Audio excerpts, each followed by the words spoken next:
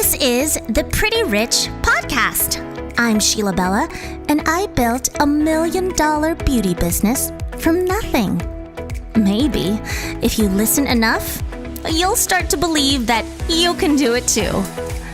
My aim for each episode is to bring you closer to living a life that's designed by you on your own terms. Let's listen in on tips and super empowering conversations on how to grow a lifestyle that's pretty rich in love, beauty, wellness, and of course, financial wealth. I'm your host, Sheila Bella, beauty business coach, celebrity brow artist, microblading educator, entrepreneur, wife, mother, daughter, friend, and your forever positive boss babe bestie. Let's go. Oh my goodness, I am live. This is super exciting, you guys. I have been talking about doing this forever, like forever. I love podcasts myself. Like Apple CarPlay podcasts is like the greatest invention ever. Like my most recent addiction is Apple CarPlay. It's so easy to like scroll through all my stuff. And I remember the minute I listened to a podcast, I thought, I kind of want to talk back. I didn't just want to listen. I wanted to talk back.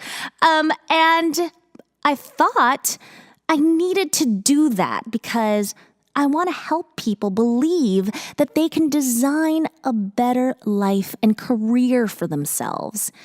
I want to teach people, just like you, the tools and the skills necessary to become a real beauty boss in the real world. Here's the thing. I see so many talented artists need more money. I know you know who I'm talking about. Maybe I'm talking about you. I hope I'm talking about you. Fantastic makeup artists, nail artists, hairdressers, brow artists. So talented, but they aren't reaching their fullest monetary potential. I have been able to break the 6-figure ceiling, and I built $1 million company from nothing. I don't come from money. I'm not married to money. I don't have a degree in business or marketing. And English is my second language. So, how was I able to do it? You guys are in for a treat. Because on this podcast, I'm going to dig into a lot of how I did things, how I do things. If this podcast was around when I first started, I would have made less mistakes and probably would have reached success a lot faster. Maybe you're like me 10 years ago and you need some guidance. Maybe you're me now, and you're a boss, and you need to know that you're not alone. Wherever you may be in your life and career, I really hope I can provide you with applicable, industry-specific nuggets that will help propel your world. Dude, I listen to so many podcasts, and it's so funny because half of the time, when I enter a new show, I don't know who the host is or what their story is. Like, who am I listening to? I want to build a connection with you guys that isn't just one way. No, I want you guys to know that I really love connecting with my listeners and my audience. You can connect with me through my Instagram, email, or my website. And I always try my best to read and respond to every single comment or email. It's episode 1, you guys, and I want to start this two-way conversation by introducing myself to you. I want to tell you about what experiences brought me to this microphone and these headphones in the first place. I am your host of the Pretty Rich Podcast, Sheila Bella. I'm 36 years old, born in the Philippines, and immigrated here to the USA when I was 8. And I have 2 beautiful children. I have 2 boys, yep. I'm a mom too, so you moms out there, high five. You rock. I know it's not easy. And my kids are young right now. They're little. They are 3 and 1. So it's a busy time in our lives and a really sweet time as well. My business too is growing every day, and my husband has really hit a stride in his teaching career. I'm super proud of him. He really feels like he's changing lives and making impact. And I gotta say, it's nice, so nice to be with a partner who feels appreciated at his job, who's happy with how he spends his days, That puts a lot of pressure off of me, the wife. He's good. He's happy. He's kicking ass. And I'll be right there when you get home to hear all about it. Right now, though, I want to share my story, my journey. Because in this show, we're going to talk about all the ways your life can be prettier and richer. And what I mean by the word rich, it isn't just monetary. We're going to talk about ways in which you can foster richness, not just in your bank account, but in all aspects of your human life. Having richness in health, how to foster rich relationships, and super rich experiences. And of course, who doesn't like to make money? You do, I do, we all do. I love marketing. Can't say that enough. I really, really love marketing. I'm really, really good at it too. So my business journey actually began when I was really young. Even before we moved to the States, I remember being a kid in the Philippines. Young, scrappy, and hungry. Going door to door. I would sell stuff. I was maybe like 6 years old when my mother taught me how to make these delicious candies called pastillas, made out of butter, sugar, and condensed milk. I, at 6 years old, bravely went door to door, and I tried to sell my kid creation to everyone in our neighborhood. So, I guess you could say that I was conditioned to take rejection just fine, even at a young age. So I came to this country at 8 years old, and it was a culture shock beyond anything I can explain. I was uprooted from my reality in the Philippines, and I now had to adapt to a new world. We all did. I watched as my parents took our family from 10 people in a 2-bedroom apartment in a bad part of LA to a comfortable middle-class lifestyle in the valley with a dog and a minivan. My dad, it starts with my dad, really. He's a natural businessman. He's really amazing. I watched him go for it. He came to this country with all of us, and we relied on him to provide and to figure things out for survival. Now, my dad has 7 kids, and he came here with 5 of us. Nuts. So nuts, right? He didn't have a plan. But he had to put one together quick because our time and resources were running out. So my dad decided to sell tools. What he did was he went to tool factories and bought defective automotive tools. And I remember he would refurbish them in the parking lot of our apartment. He had a van that was worth $500 that he borrowed from my grandmother. And he would polish up these tools. We would wake up at 4 a.m. on weekends, every weekend, and we would sell the tools at swap meets. I will never forget this one story, this one memory I have. It's very vivid. I was 8 years old, and it was really cold because, I don't know, I come from a tropical climate, and it was the winter time, and even though it's Los Angeles, that was really cold for me because I wasn't used to it. And there was this, we were on our way to the swap meet, and my dad stopped at 7-Eleven for snacks or something. And the tools were loaded up in the van, and there was this homeless guy who approached my dad at the driver's seat, and he was asking for a handout. And my dad said something like, "Oh, I'm sorry, my friend. I really don't have any money." He's like, "I have a van full of kids, and they need food." And I remember thinking, wow, we're poor? I didn't know we were in that kind of financial situation until that moment. So, I mean, what do you do when you're an immigrant and you don't have the capital to buy a store? You go to the swap meets.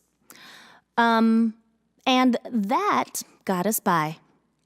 And then my mom figured out yard sales. So what she would do is she would approach people whose houses were on main streets, like big boulevards, like with heavy traffic. And she would go there and ask the residents if she could hold a yard sale on their lawn over the weekend for X amount of dollars. Because a yard sale in a main street with heavy traffic did 10 times better than a suburban yard sale where it was hard to find. So we did this for a while. And mind you, I don't think that was legal. Because the police caught on and shut us down. So we were back to swap meets. But I gotta say, necessity makes you act fearless. You're not actually fearless, but you find yourself acting that way. When you don't have a choice, you just gotta figure it out and you just move. And that's the biggest lesson that I've observed from my parents. They made it happen because they had to. They are the ultimate definition of grit. And I love them so much for demonstrating that to me. All right, so we got a house. We got a house in the valley. Fast forward to Granada Hills High School. By then, my parents owned a building now. And we had a tool shop, a real tool shop. No more swap meets. We had a store. We had a building. And we were pretty comfortable now financially. But that didn't stop my immigrant go-getter spirit. So in high school, there were clubs, okay, like drama club, band, et cetera, and they were all fundraising for their clubs. So I saw a bunch of students carrying around a box with a handle filled with chocolate. And they would sell chocolate to all the other students.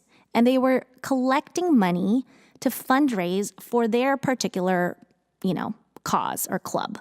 So I was like, I want in on this. I didn't know you could sell candy at school. So I actually asked my friend Karen if she had a spare candy box laying around because her fundraiser was over. She gave me her box, and I filled it up with candy from Costco. And I made bank. you guys. Like, seriously, no joke. I had so much money. I had like cash, like wads of cash in high school because of this hustle. So after high school, when I got to college, I wasn't really that motivated. I tried to go, but I ultimately didn't see the point.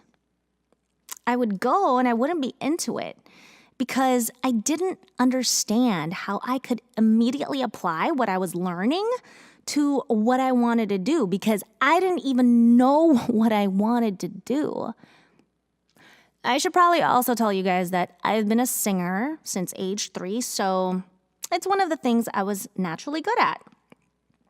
So I was just like sick of school, or I didn't see the point. And I figured out a way to monetize my vocal skills by building a performing arts school for kids. My first company was called Platinum Vocals, a children's performing arts school that created young aspiring artists with no experience, and I got them places. I got them to Broadway, Disney Channel, America's Got Talent, and American Idol. It was a really fun time in my life. I had so much fun teaching those kids, and I'm close to them, and I keep in touch with them up to this day. And it was so much fun watching them succeed.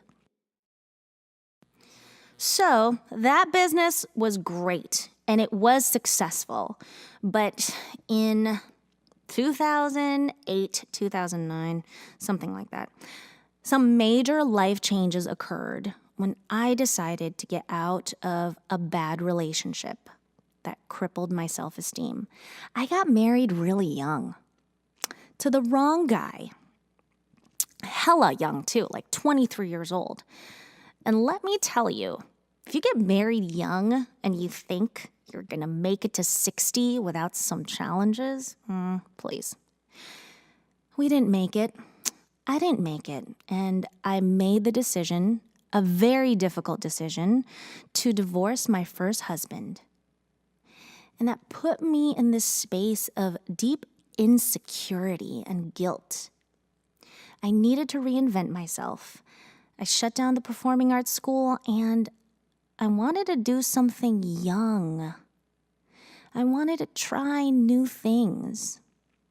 I never got a college experience, so I was really searching for myself, trying to figure out who I really was. I tried new things to get out of my comfort zone. I started modeling, acting, freelance makeup artistry, musical theater, and my very last job before building my company was waiting tables in a super hot schoolgirl outfit at Dylan's Irish Pub on Hollywood and Vine, serving avocado fries. And I must say that I got a lot of attention in that schoolgirl outfit. And that was the point back then. But that rat race got old really quick. I was looking for meaning. I was just dating anybody. Dating for the first time at 26 is really brutal.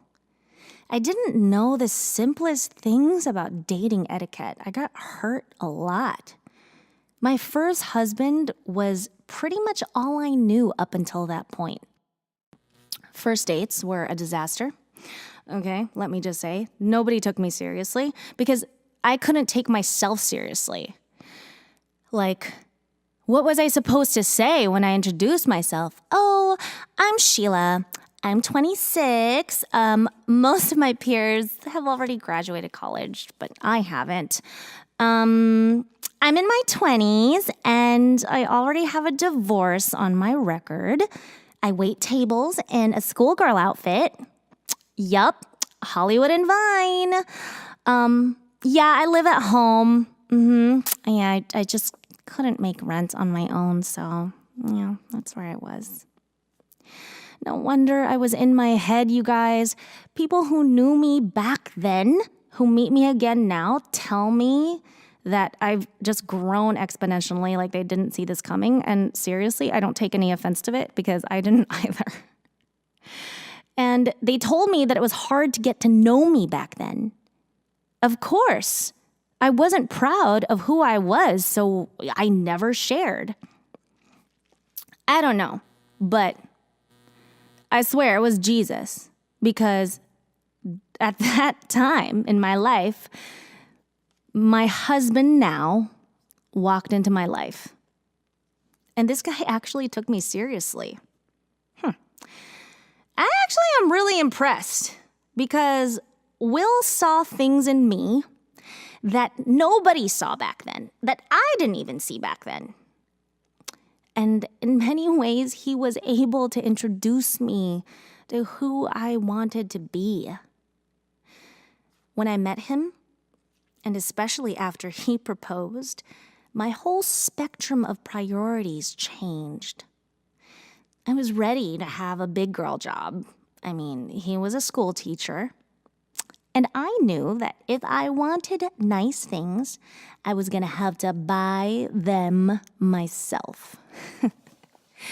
Newsflash, teachers aren't in it for the money. Will and I fell in love, and we were talking about buying a house together and starting a family, having kids, and my dreams changed. Avocado fries, although delicious, wasn't exactly my idea of a dream job.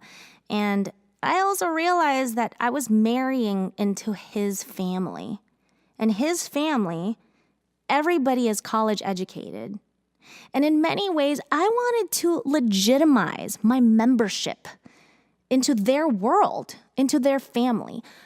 Will didn't care about that, but I did. So if I wanted kids, a house, a beach wedding, and the whole nine, I needed to get a better job. Let me describe my perfect job.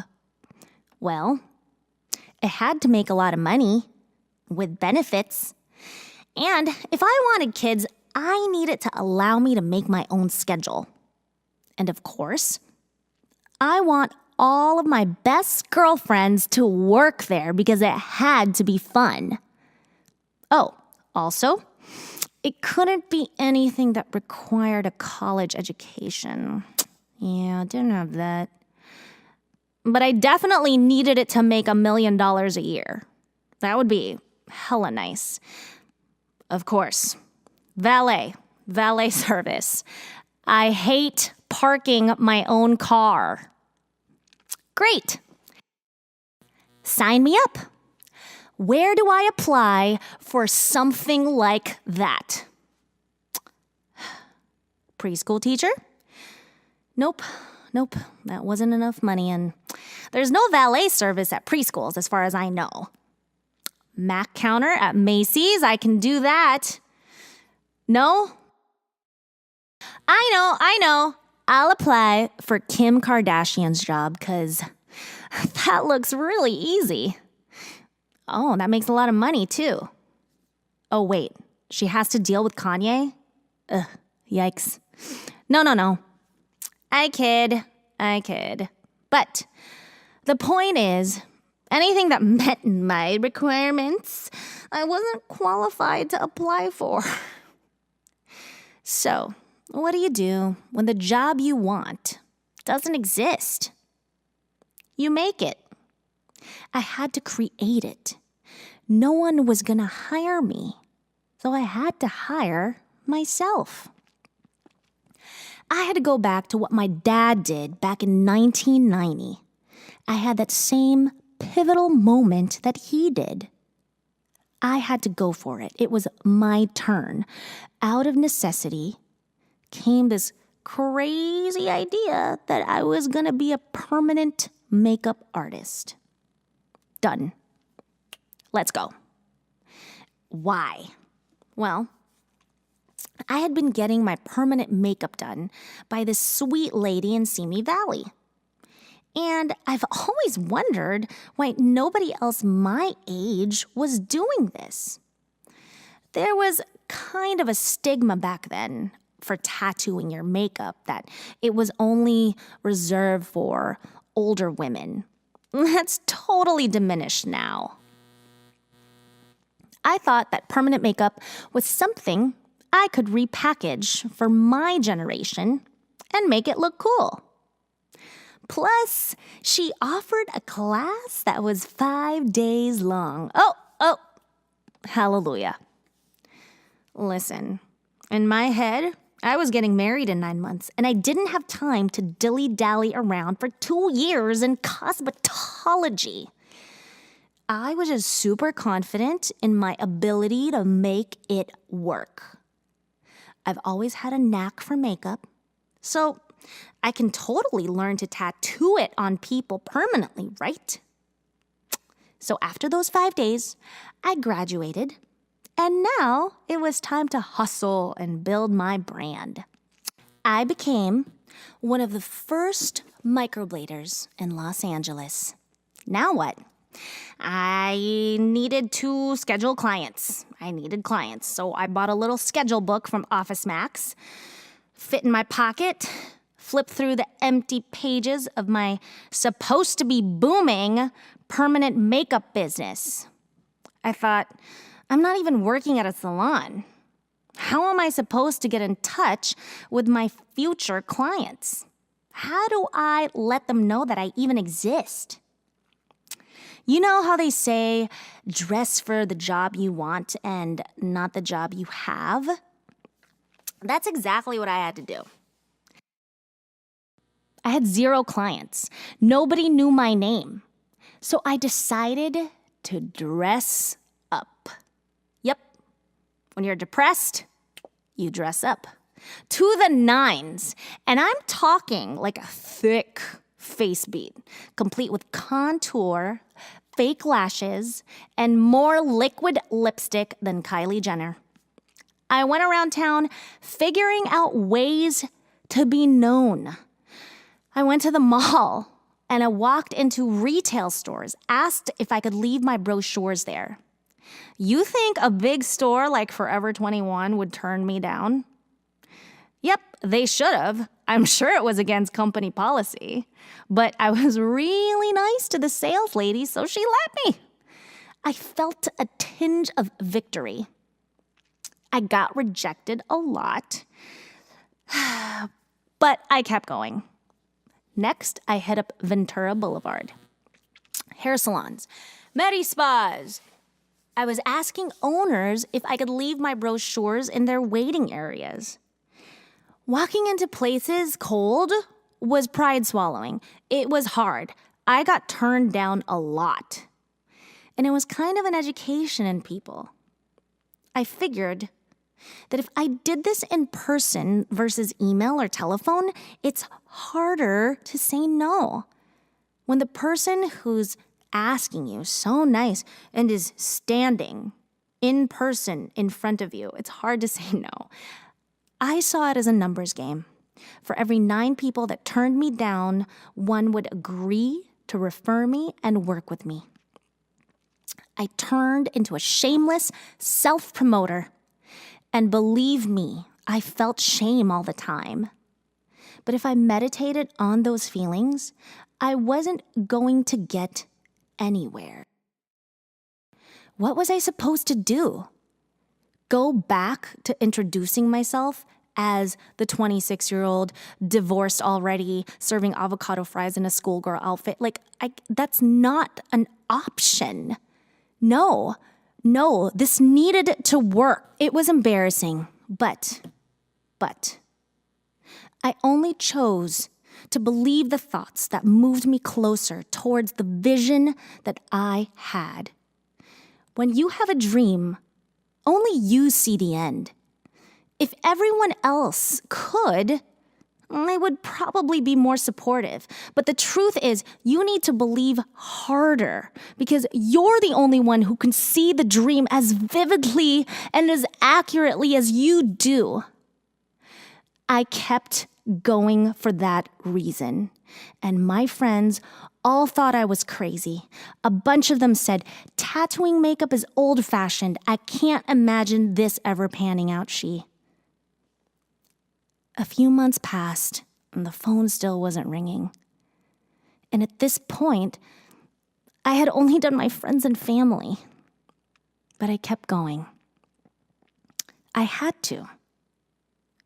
No, this was going to work, I told myself, and they will all see. Dang it, I need a website. I thought perhaps a website would solidify my professionalism. But I couldn't afford a web designer, so I decided now I needed to build one myself. I'm free. And you know what else is free? School of YouTube. Yep, that's right. I learned Adobe Photoshop, HTML coding from YouTube, believe it or not. My husband, or fiance at the time, would leave early in the morning and come back home at around 5 p.m. I would stay at home and work on my website all day long. When he would come home, he would ask me, "Hey, honey, how was your day?" And then I would proceed to show him the little 2x3 banner that I was so proud of. That's what I had worked on all day long, is this tiny little banner. My success was a lot of that. Small victories, but consistent ones. I just never stopped. So, my website was up. My brochures were also up at several salons, doctor's offices, and clothing stores. I was now a member at several Chamber of Commerce groups in my location, and I would frequent their networking events. What else? I posted on social media almost every day. I know I annoyed people. I know it. I remember my old permanent makeup teacher telling me that she had to unfriend me because I was posting so much. Listen, at this point, I didn't have any of my own work to show because I really hadn't worked on many people. So I turned to stock photography. I put my logo on it, and I came up with cute little quotes about eyebrows and permanent makeup. I had one of my husband's students, actually, high school students, design me a logo for like $50. I had a client here and there, but after a few months of doing this consistently, the phone started ringing for more appointments. And when the phone rang, I pretended to be my own receptionist. And I answered in the most professional voice I could muster. And this gave me the freedom to sell my own services as a witness and gave me more credibility. I had to do that because failure just wasn't an option. To me, I had to use all of the tools available to me to make it work. After doing this song and dance imperfectly, but repetitively, I started getting more clients. Still not enough to cover a full-time gig, though, but enough to get by. Then I had this idea to create more video content documenting how the procedure was done and how my art was done. And I figured sex sells, so I thought I would reach out to the girls that I used to waitress with during my avocado fries days. I offered them free services in exchange for allowing me to film them for material for my website. And before you knew it, I had a bunch of young, pretty girls modeling my permanent makeup. I told myself that this is exactly what I was going for. I wanted to repackage this service for a younger demographic. I was onto something. So I sought out queen bees. What I mean by that is I saw the Regina Georges, the girls who maybe weren't necessarily Insta famous, but looked like it. and had influence in their own small communities. I was doing maybe one free set of eyebrows a week. My portfolio was now filled with pretty girls. And in the beauty industry, beauty mattered. Next thing you know, influencers with over 100,000 people following them on Instagram and on social media were approaching me now. I didn't have to reach out to them. They were reaching out to me. And the more I did, the more followed. My portfolio was getting larger, and finally people started to believe in me and my art. Pretty soon, I hired my first employee, then my second, then my third, and so on.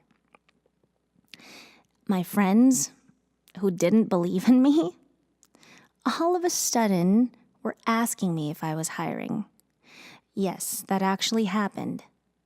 Fast forward 11,000 clients later, 25 plus employees hitting 7 figures in revenue year after year.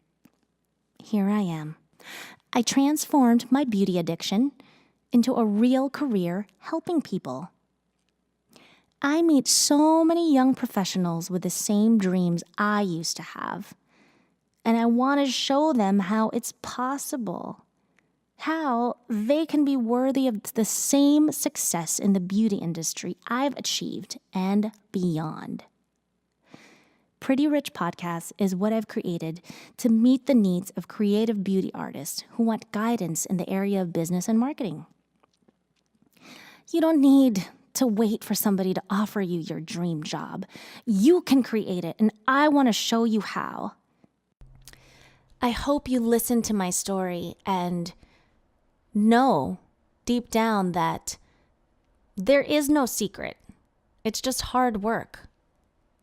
And that no matter how grim your situation, you can turn it around. You have the power to design a life for yourself on your own terms. Thanks for listening. Till next time. Thank you so much for listening today. If you enjoyed this podcast or were impacted by this at all, please share it with a friend, spread the love, screenshot it, post it on your stories, your feed, your timeline, and don't forget to tag me. I'd really love to see that. My Instagram is @RealSheilaBella. And I'd love to hear your thoughts on today's episode. If you have any suggestions or questions for future episodes, I'd love to know what they are so I can make it happen for you guys and serve you better. Also, if you liked this discussion today, please take 30 seconds to leave me a 5-star review on iTunes. Your support would seriously rock my world, and I love to support my girls right back. Check out SheilaBella.com for show notes and more tips on how to live the pretty rich lifestyle. It's the best lifestyle, duh. Be blessed, you guys.